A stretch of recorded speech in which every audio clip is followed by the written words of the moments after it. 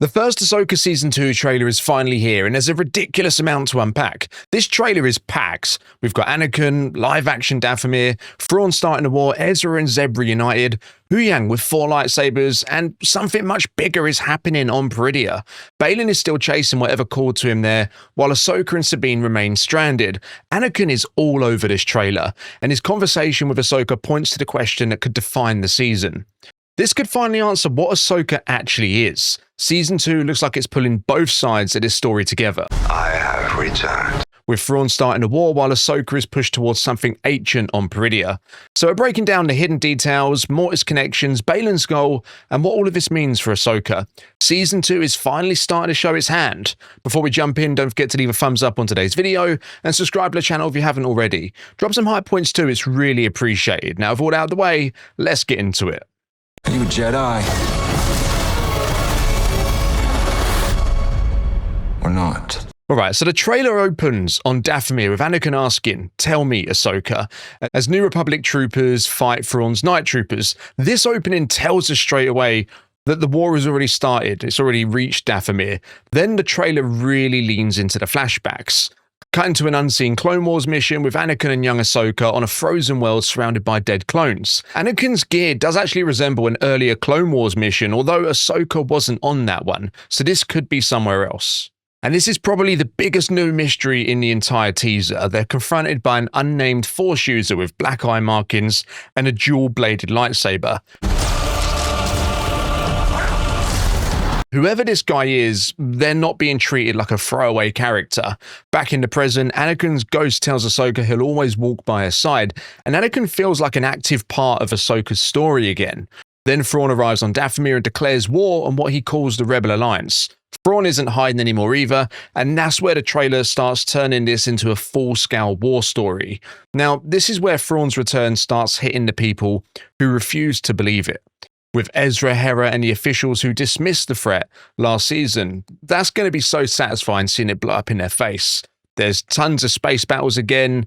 The scale here is massive. New Republic soldiers move through a hallway before Night Sisters drop from above and attack with magic. The Night Sisters are now part of the war machine. We also see a pod falling towards what looks like Dathomir.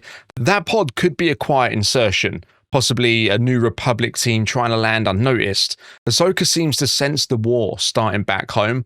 Sabine's got a new hairstyle as well, which tells us that a bit of time has passed since Season 1.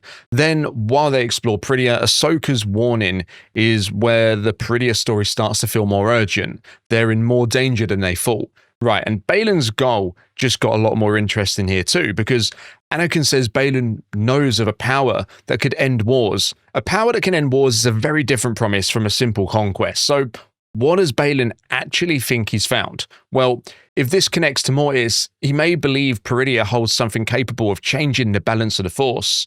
We then get Rory McCann's first proper reveal, and Rory McCann already looks like a strong fit for Baylan, before what appears to be his reunion with Shin. Master! Baylan ignites his saber, but I don't think he's igniting that saber at Shin.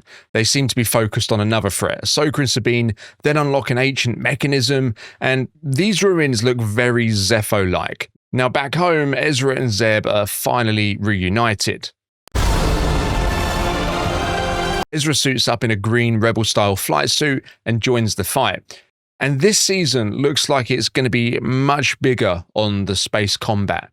But yeah, this is where the trailer really tells us what Ahsoka's story is about. As Ahsoka says she's walked away from the Jedi long ago, while we return to the Clone Wars flashback, she walked away from the Jedi, but the question never really left her, did it? A long time ago, I walked away from the Jedi.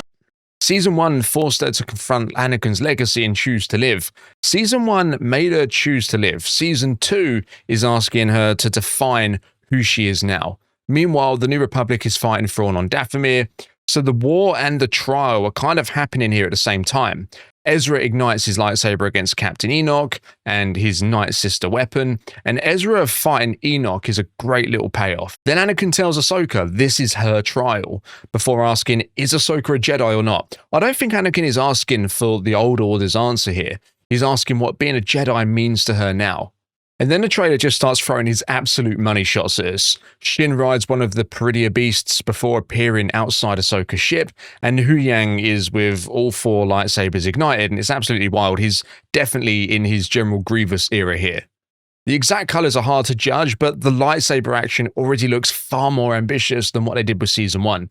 Shin has clearly come looking for him as well, putting Sabine straight back into that unfinished conflict potentially. We get more Ezra versus Enoch, Sabine's flamethrower, and more space combat. Ezra versus Enoch, I can't say this enough, could be one of the season's weirdest fights. But the aerial shot of Ahsoka and Sabine fighting over a huge circular pattern may matter even more. The symbol under Ahsoka and Sabine might be one of the most important details of the entire trailer. It uses the same celestial geometry associated with Ahsoka's star maps and the world between worlds.